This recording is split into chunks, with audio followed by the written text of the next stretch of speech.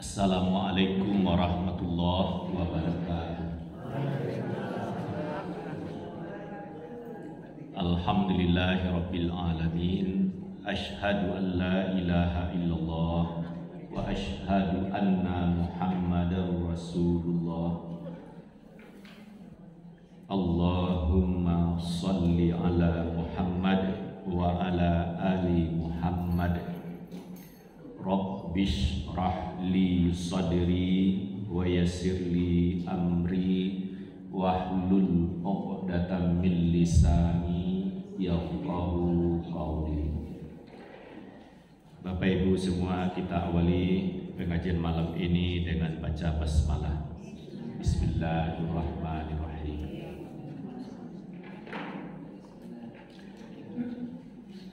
Bapak Ibu, libur tanggal 1 Muharram 1445 yang hampir 1 bulan. Pertanyaannya, 1 Muharram kemarin itu sama atau berbeda? Berbeda. Kan 1 Muharram kemarin itu libur nasional. Sama atau berbeda? Liburnya sama. Penanggalannya sama. Tanggal 1 Muharram sama. Tapi sebelumnya, beberapa hari sebelumnya, Idul Adha sama atau berbeda? Berbeda. Sebelumnya lagi Idul Fitri berbeda. Mengapa bisa sama 1 Muharram? Kan bulan Hijriah juga.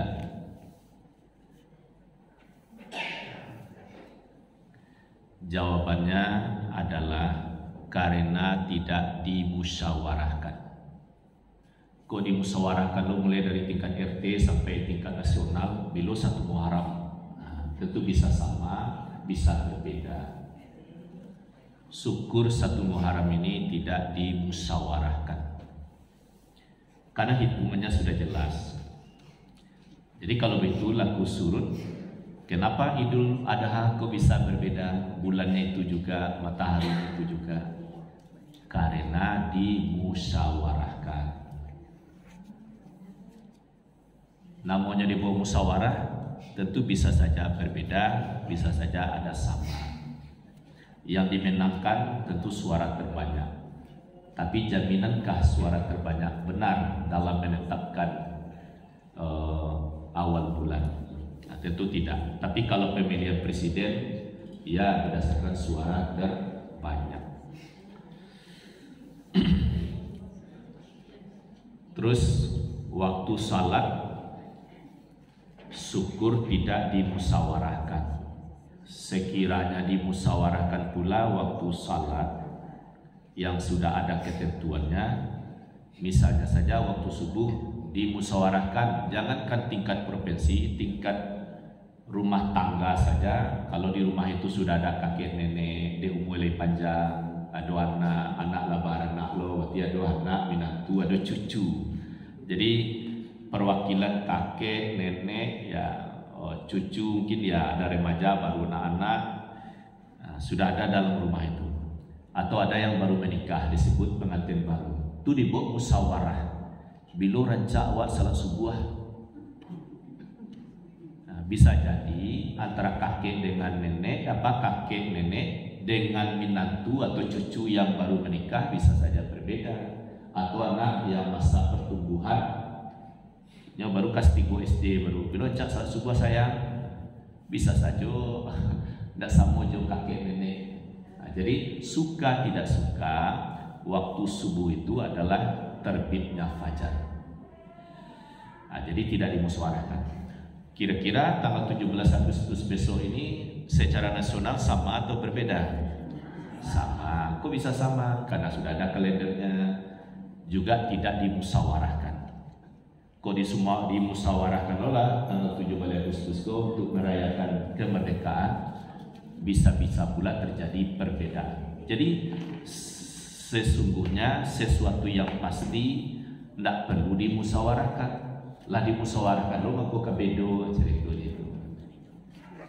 Jadi musyawarahkanlah sesuatu yang patut dimusyawarahkan. Nah, sekarang kita berada di tanggal sampai jam 12 malam nanti, tanggal 15 Agustus. Karena pertukaran tanggal Syamsiah disepakati secara menyeluruh, tidak ada perbedaan setelah jam 00. Begitu jam 12 malam nanti 1 detik setelah jam 12 malam untuk kita di Padang atau Indonesia bagian barat sudah tanggal 16. Kenapa tidak di waktu fajar pertukaran tanggal? Mengapa pula tidak di saat matahari terbenam? Nah, kacaunya. Misalnya untuk menyambut tahun baru 1 Januari, kalau berdasarkan matahari tabi, itu kacau.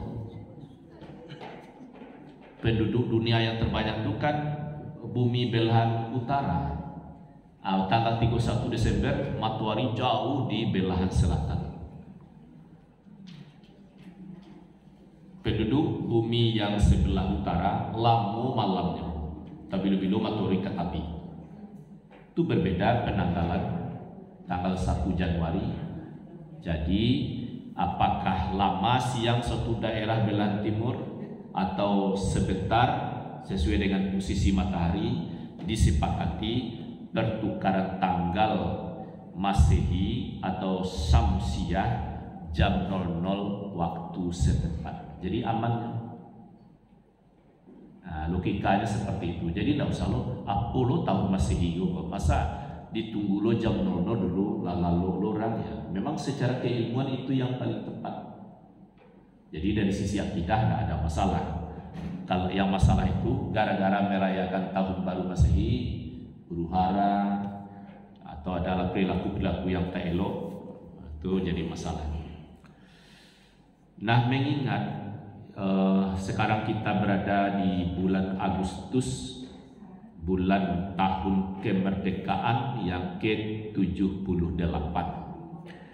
Jadi pas tanggal 17 Agustus besok kita sudah merdeka 78 tahun. Tapi ketahuilah sebenarnya kita sudah merdeka 80 tahun 4 bulan lebih. Bagaimana cara menghitungnya?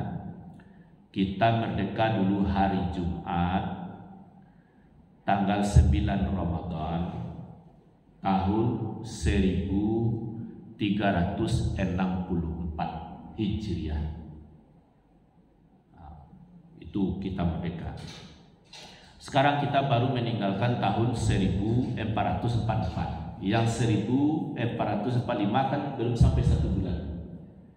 Jadi cara menghitungnya 1444 dikurang 1364 sama dengan 80. Jadi tanggal 9 Ramadan Kapat Tangko awaklah merdeka 80 tahun. Sudah itu Ramadan 20 hari ke depannya, Syawal, Zulkaidah, Zulhijjah, Muharram kalah biabiloleh. Jadi kita sudah merdeka 80 tahun sampai bulan Rabiah.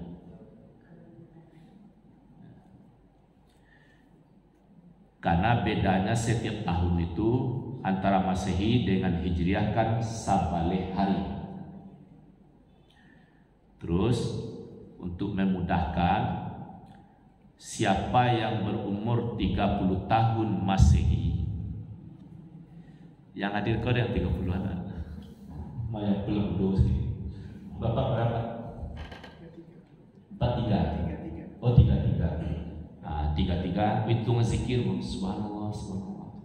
33 tambah 1 tahun. Jadi beliau sudah berumur 34 tahun lebih. Sabaleh kali 3 berarti 33. Jadilah 30 apa? 30 berapa tadi 33 ya, berarti sudah 34 tahun 1 bulan umur beliau dalam hitungan Hijriah. Terus siapa yang berumur 60 tahun sebenarnya sudah berumur 62 tahun. Nah, kalau lebih 60 itu diperkirakan. Berarti kalau umur 70 berarti umurnya sudah 72 tahun lebih. Jadi kalau kita merdeka 78 tahun tambah 2 tahun, labiahnya barang lah labiah lompek bulan. Jadi sudah lama kita ini merdeka, sudah 80 tahun. Jadi sesungguhnya setiap malam ke-10 Ramadan itu sesungguhnya adalah ulang tahun kemerdekaan Republik Indonesia dalam hitungan Hijriah. Nah, sekarang fokusnya tentang merdeka. Diambil kisah Nabi Musa. Karena di sini ada kalimat A'udzubillahi minasyaitonirrajim, izhab anta wa akhuka bi ayati wala taniya fi zikri. Ini apa yang dia berdoa kepada apa nih? Yang maksud saya ayat 24 ini maksudnya. Izhab ila fir'auna innahu tagha.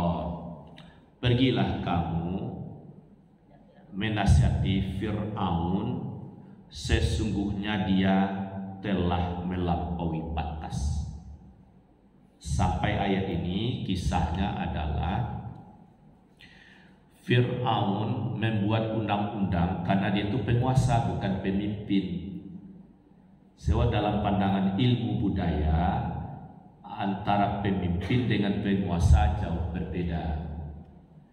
Kalau pemimpin itu bagaimana rakyatnya bisa sejahtera, itu suatu kekayaan batin bagi dia, aman, selesai, terjamin, itu pemimpin. Si pemimpin ini kayakah dia dari segi harta? Tidak ada jaminan. Tapi kalau batinnya kaya. Mungkin contoh tingkat nasional ya selevel Bung Hatta. Kalau Bung Hatta kan kaya ilmu, kaya kebijakan. Tapi kalau kaya harta kan tidak terkenal. Haji Agus Salim mungkin banyak contoh lain, Muhammad Nasir. Kalau penguasa, jangankan 3 periode, setahun pertama saya diangkat itulah kayu rayu. Kenapa bisa? Karena dia bukan. Pemimpin ini juga terkait di Pulau Pak. Pemimpin ini banyak kayu jadi kekayaan kita ini. Ya. Ini apa saja? Ini cara melihat mengapa kita gembira, mengapa kita kecewa. Jadi dalam satu bacaan antara pemimpin dengan penguasa itu dari sudut budaya itu jauh berbeda. Kalau pemimpin jiwanya itu bagaimana, yang dipimpin itu kalau udah tua bahas anak-anaknya sejahtera itu intinya ya. Tapi kalau datuk penguasa banyak kamu juga kabel menggadai sawah ladang yang judi berbiji banyak, itu berbeda antara memimpin seakan-akan dengan menguasai seakan-akan. Jadi pemimpin tadi penguasa itu kerakusannya melebihi binatang yang ada. Jadi misalnya setahun pertama, apalagi kalau dua periode dan lain sebagainya, itu kekayaannya melimpah.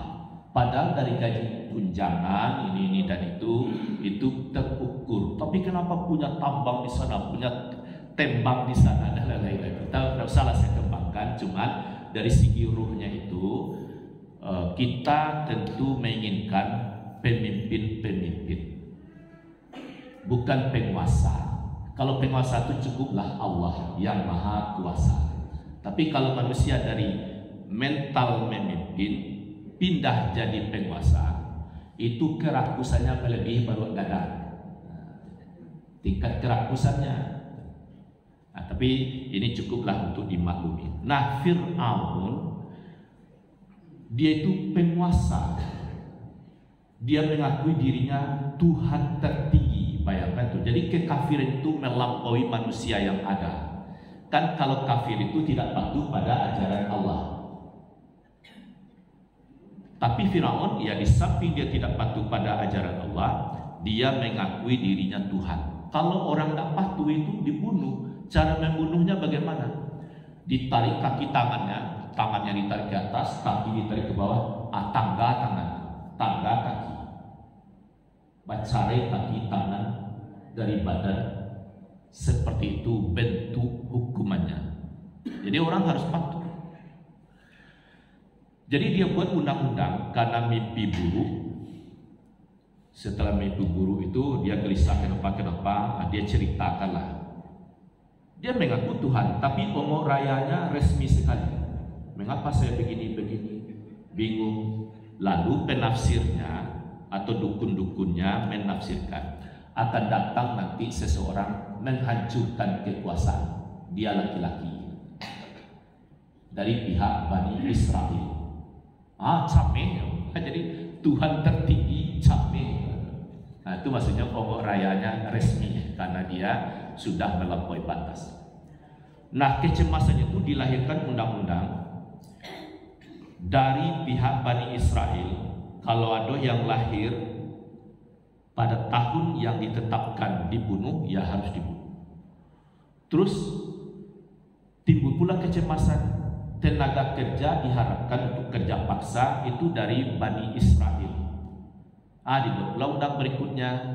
Kalau tahun berikutnya laki-laki lahir dibiarkan hidup. Siapa itu Bani Israel? Mungkin Bapak Ibu tentu ingat kisah Nabi Yusuf. Nabi Yusuf dengan perjalanan yang panjang, akhirnya dia menjadi Perdana Menteri di Mesir.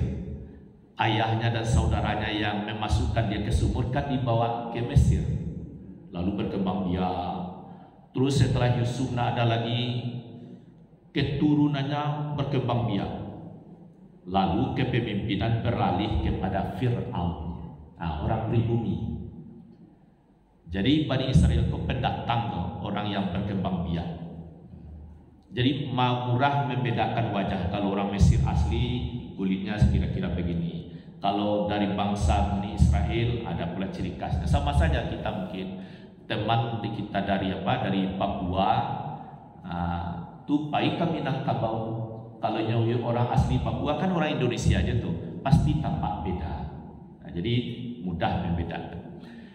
Nah, di waktu undang-undang dibolehkan lahir, dihidupkan, tidak dibunuh, waktu itu lahirlah Nabi Harun. Nah, dia selamat. Harun selamat. Tahun berikutnya ya nama orang bersuami istri. Nah, Allah Maha Kaya, lain anak surat lain. Namanya Musa, tapi di saat tidak boleh hidup kalau laki-laki.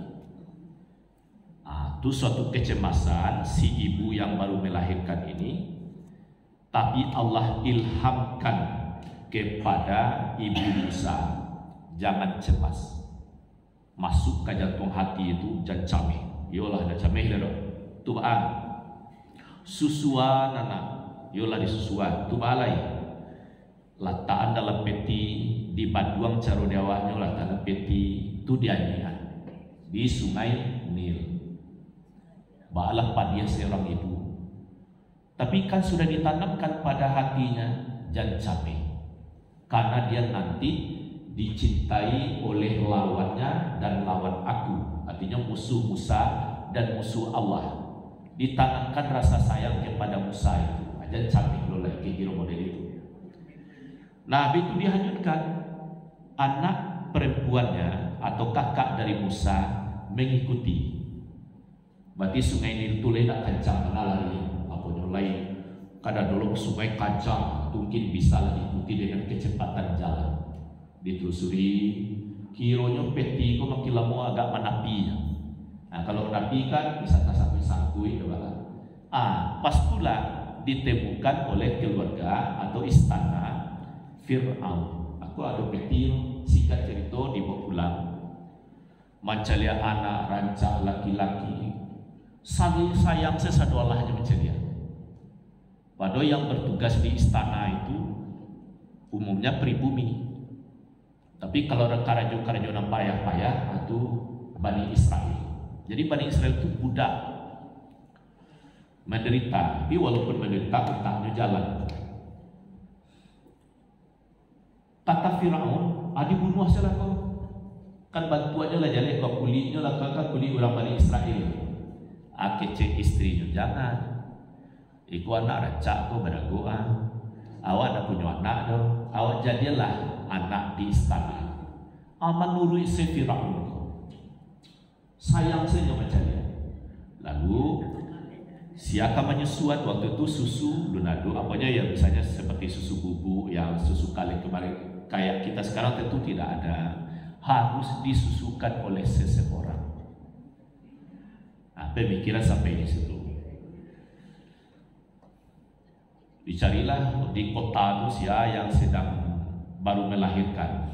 Setiap didatangkan perempuan dan namanya menyusu. Tak nama. Jadilah bingung orang istana. Ternyata si perempuan kakaknya Musa mengamati perbincangan di istana. Masuknya ke istana. Bagaimana kalau saya tunjukkan ada perempuan yang bisa menyusukan anak ini? Kira begitu. Dia orangnya baik. Mandang keterangan itu penuh meyakinkan. Firaun dengan semua istana tadi, isi istana suka. Nyajak bilah maknya tuh. Sananglah hatinya, adik ali selamat. Ala dibawa gitu-gitu kini di istana. Datanglah ibunya. Baalah sanang hati si ibu bersebut jualan ba. Disusuan langsung klop sekali. Sanang hati orang. Aku ya tape kikiro. Tadi entah labara banyaknya ibu-ibu yang menyusukan dan nabuahnya. Nah kini lah dapet orang. Versi cerita bervariasi. Tapi saya menerima harga diri Ibu Musa begini. Dia digaji dengan gaji yang besar, ukuran istana. Diminta dia disediakan kamarnya, tempatnya dengan mewah. Ibunya itu ya perempuan yang dia diupah ini dia di situ. Tapi dia menolak. Saya punya suami yang harus dilayani. Saya juga punya anak. Biarlah saya bawa anak ini pulang dengan segala tanggung jawab. Nah, itu lo tegas. Diizinkan. Pulanglah. Tapi ada juga buku yang saya coba tidak menerangkan seperti itu. Tapi saya suka dengan menampilkan harga diri tadi itu. Nah, sudah selesai. Dikembalikan. Musa tumbuh besar di istana. Dia bebas dengan segala kemewahan, dengan pakaian yang wah. Pokoknya sayang semuanya. Tapi Musa mengetahui bagaimana kepemimpinan Firaun. Bagaimana jahatnya itu sudah paham dia. Nah, setelah dia remaja, jiwanya dia bisa dikekang lagi. Dia jalan-jalan. Di luar di luar istana, tampak orang berkelahi. Berbeda warna kulitnya, bawaannya itu berbeda kan. Minta tolong. Jadi kaum Bani Israel, berarti golongannya Musa, dengan orang pribumi, orang Mesir. Dan orang Bani Israel minta tolong kepada Musa. Tolong aku, pajak aku jahea kihirona. Langsungnya tolong tak pula sekali pukul mungkin sudu-sudu hatinya tapi atau magiahnya nyawa tak tahu kan. Akhirnya mati tanpa banyak mengeluarkan tenaga, mati dia. Berita cepat tersebar dan mati itu orang pribumi, meresahkan pihak istana. Tapi kok mati laki-laki dari pihak Bani Israel atau apa? Jadi siapa yang membunuh? Siapa yang membunuh? Hari berikutnya, apakah 2 hari atau 3 hari, pokoknya hari berikutnya, Musa lagi pergi keluar. Kironyo nan pacakak kapatang tu. Pacakak lo lihat. Minta tolong lo ke Musa. Musa tolong saya. Tua kata Musa, wa am jo mo ke kiro mo itu. Kanya tenju kaumnya kau dan Bani Israel. Keceknya. Wahai Musa, kamu akan membunuh saya seperti kamu membunuh lawan saya kemarin. Berarti terbukalah rasio. Orang saja mencari siapa membunuh orang Mesir itu. Akhirnya langsung mengatakan, kamu bunuh aku seperti kamu membunuh anak Mesir kepatang kayak kira model itu. Dalam kondisi itu datanglah dari pihak istana, tapi tidak disebut jabatannya apa. Nyokan istana itu kan banyak juga yang punya hati nurani. Cuma kan ada loh siapa sempadan menjaga presiden itu kan lain cerita. Nah, atau menjaga raja. Tapi benar-benar memikirkan keselamatan. Nah, jadi yang punya hati nurani ini dia keluar tampak Musa bergegas, wahai Musa, begini Musa. Putusan palulah di toko. Engkau benar-benar akan dibunuh dengan alasan begini-begini. Musa paham. Ia camih dia sebagai anak muda. Akhirnya Musa memang pergi ke negeri Madian. Nado membawa ransel, dompet nado. Jadi pakaian apa adanya tu sendal cik. Nah, lo disebut punya pakai peci, pet apa kayak tak. Pokoknya pakaian yang patut biasa saja. Nah, lo disangkut ke meninggal Mesir. Jalanlah tanpa bekal. Ayah gak seboto tenado. Jalan siang malam. Tu ba mesi parui. Apa nan dapat kau ada daun ada biarlah pucuk aja tu dimakan. Sampailah di negeri yang jauh aman. Barang di bawah pohon. Kiro tampak segerombolan laki-laki berdesak-desakan untuk mendapatkan air untuk ternak masing-masing. Tapi beberapa meter ada produksi batu. Kontak batinnya itu apa? Dia dekati. Ini bagaimana perempuan? Ditanya, mengapa kamu di sini? Kami menunggu para lelaki itu selesai, baru kami bisa mengambil air. Sudah bisa ditangkap. Jadinya nak mau menyalek-nyalek ke laki-laki itu, dia produksi. Soalnya kan bisa walau lidah tu nyalek-nyalek ke laki-laki banyak kan rusak rasa di hati. Nah, tapi nyo jaga, biarlah bersabar, biarlah kata lebih pulang, asal tidak bergesek-gesek dengan laki-laki. Musa paham, padahal dia masih lapar tu, tapi dengan izin Allah tenaganya masih ada, diambil air, lalu dikasih ternak 2 gadis ini. Dia minumlah ternak tadi dengan puas, pulang. Tiba di rumah hari masih tarak lah, masih mencogok dia matahari alun sanjo dia. Besoknya lah sanjo tiba di rumah. Heranlah ayahnya sudah tua. Kenapa cepat pulang nak? Nah, diceritakan ada laki-laki baik. Orang arif, dia diduga dalam beberapa sumber saya ikuti, diduga itu Nabi Su'ib, tapi tidak ada kalimat Nabi Su'ib. Nah,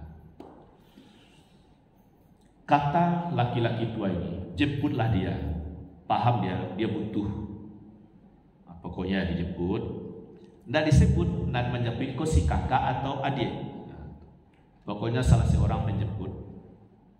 Dah, abah suruh pulang gitu. Yalah, tentu dengan alasan yang bisa terima jalan. Waktu perempuan itu di depan, ia pakai kain lah, pakai rok dalam kira model itu. Bagaimana pakaian adat masa itu, pakaian orang baik. Tiba angin, hanya takkanlah kain kode angin itu berbantu kaki itu. Ada juga disebut tangke kain sekete Allahu A'lam lah. Maka Musa sebagai laki-laki terganggulah secara adab. Lalu disebut, wahai perempuan baik yang kira model itu, biarlah saya di depan. Si perempuan ini juga paham. Dari belakang kan bisa tujuan sudah tidak kan bisa situ. Sampai di rumah, Singkat cerita, wahai Musa, tenangkanlah pikiranmu, kamu sudah berada di tempat yang aman. Tidak ada yang mengejar kamu sampai ke sini.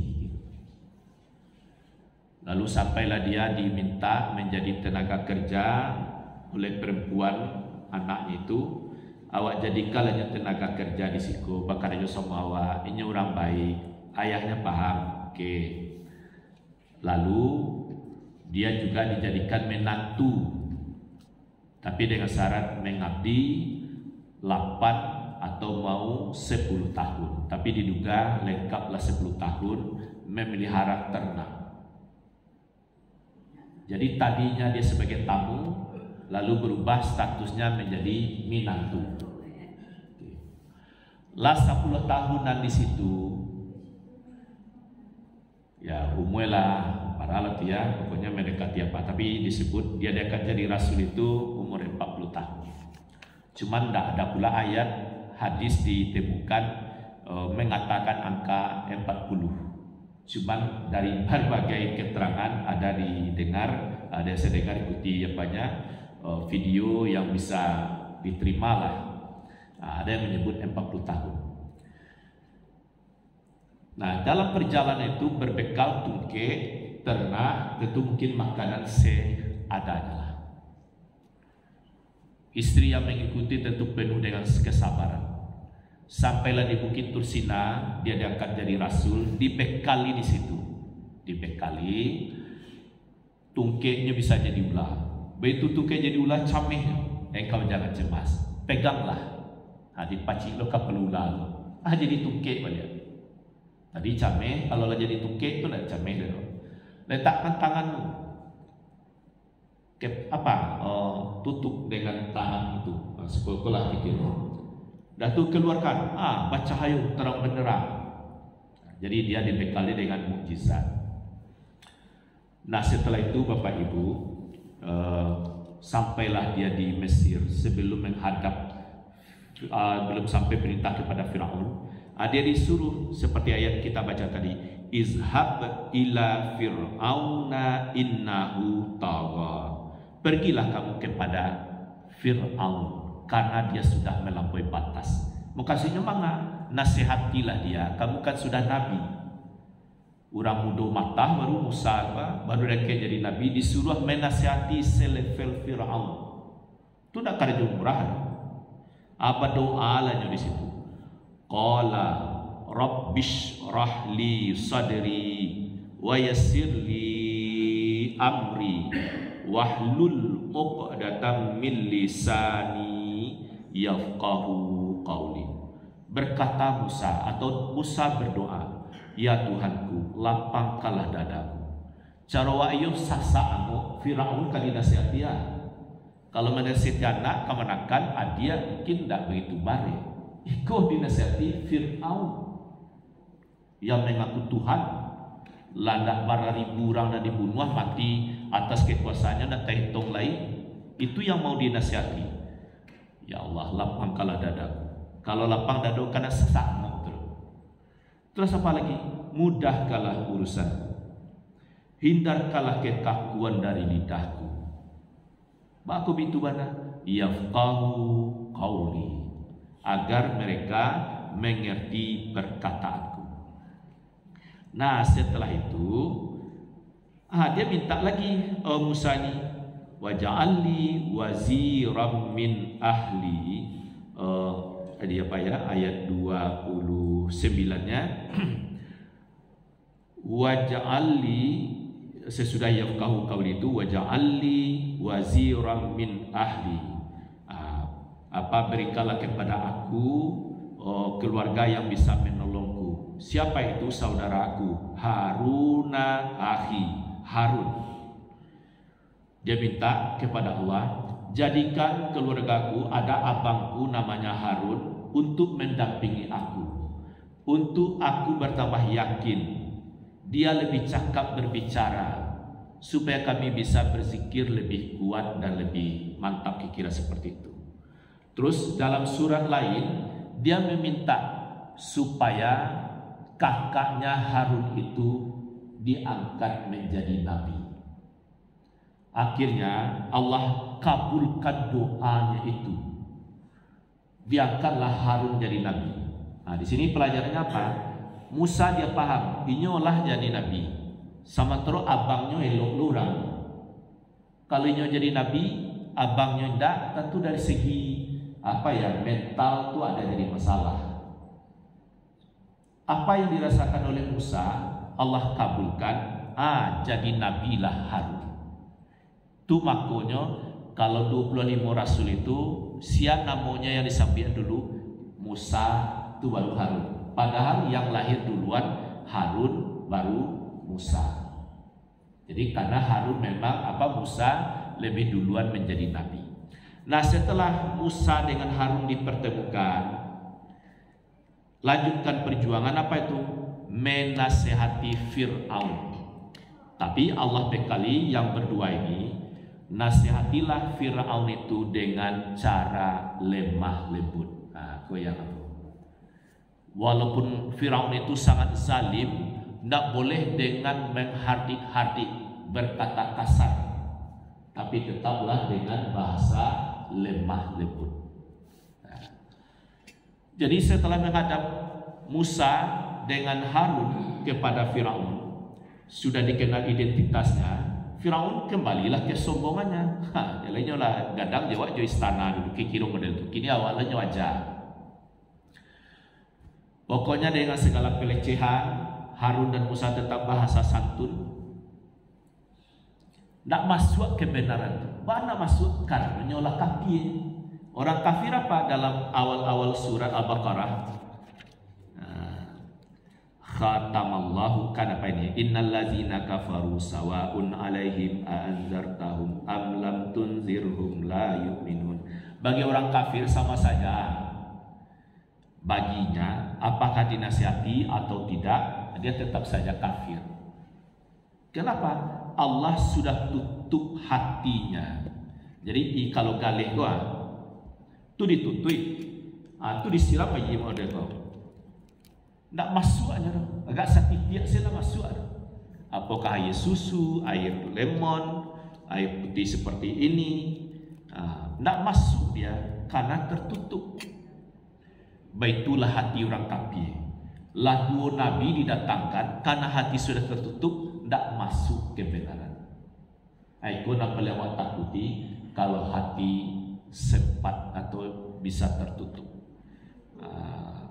Jadi sama saja bagi orang kafir itu. Jadi jangan heran kalau memang dia sudah asli kafir, bahana ayat dilagukan dengan nada, dengan irama yang bagus, sentuhan yang tinggi, atau keterangan-keterangan ilmiah yang mudah diterima, atau ada kejadian-kejadian yang membuat hati tersentak.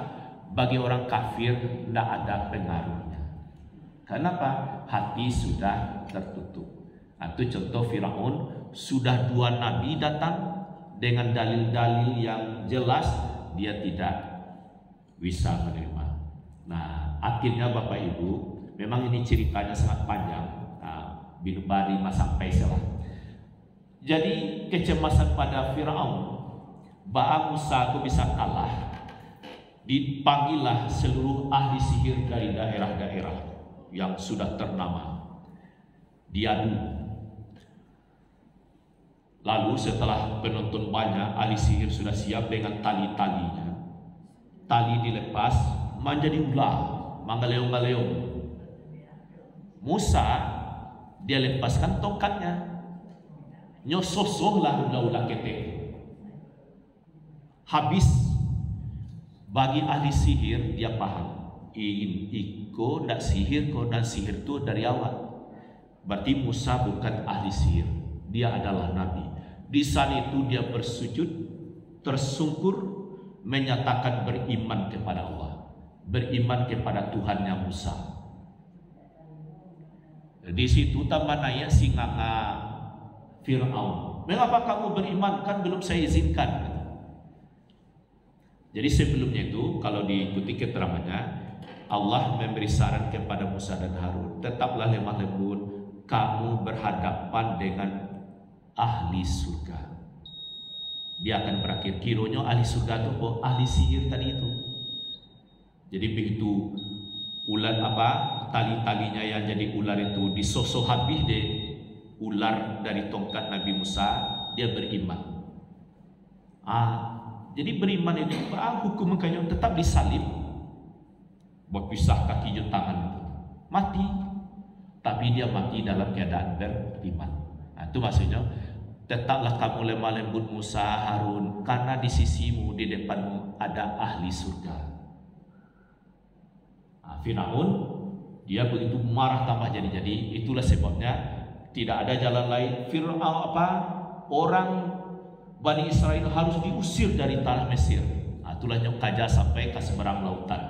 Tapi begitu sampai seberang lautan, karena Musa memukulkan tongkatnya di pinggir Laut Merah, basiba ayiru, manggunwang. Akhirnya Firaun tiba di tengah laut. Dia mati bersama pasukan, sementara Musa, Harun dan seterusnya sudah sampai di seberang lautan. Inilah Bapak dan Ibu contoh perjuangan Musa memerdekakan kaumnya. Tapi kaumnya tidak pernah sopan. Karena Musa itu masih Musa. Musa, nado Nabi Allah, nado kata-kata hormat. Itu loh bangsa Bani Israel itu. Baik Bapak Ibu, kita cukupkan sampai di sini. Intinya apa tadi? Kita sudah merdeka 80 tahun sampai bulan Rabiah dalam hitungan Hijriah. Kita syukuri kemerdekaan ini.